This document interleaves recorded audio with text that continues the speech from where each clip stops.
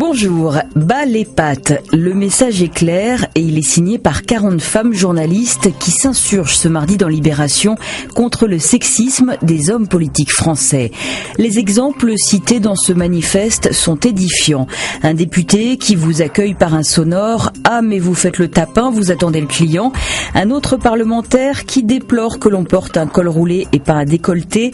Un ministre qui vous interpelle lors d'une visite d'usine en chasuble bleu pour vous dire « Ce serait mieux si vous n'aviez rien dessous ». Il y a les invitations à dîner hors temps de travail, les mains baladeuses.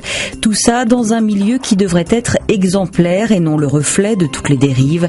L'égalité en France, une illusion, conclut dans ce dossier la chercheuse Réjeanne Sénac.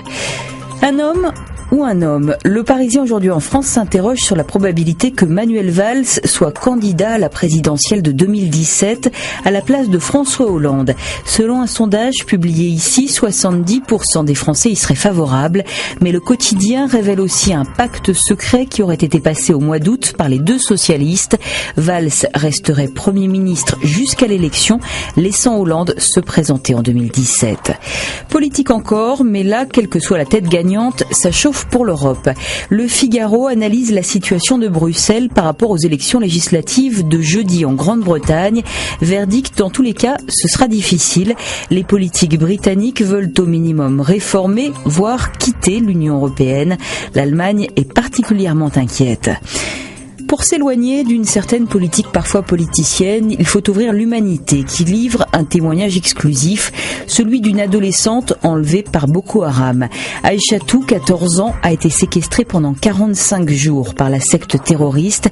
Mariée de force, elle a subi des viols, des humiliations et aujourd'hui, sa prison est intérieure. Pourquoi témoigne-t-elle? Pour, explique-t-elle, dénoncer ces criminels qui salissent l'islam. Autre salissure dans le monde, ce que le quotidien nomme la dérive morale de l'armée israélienne.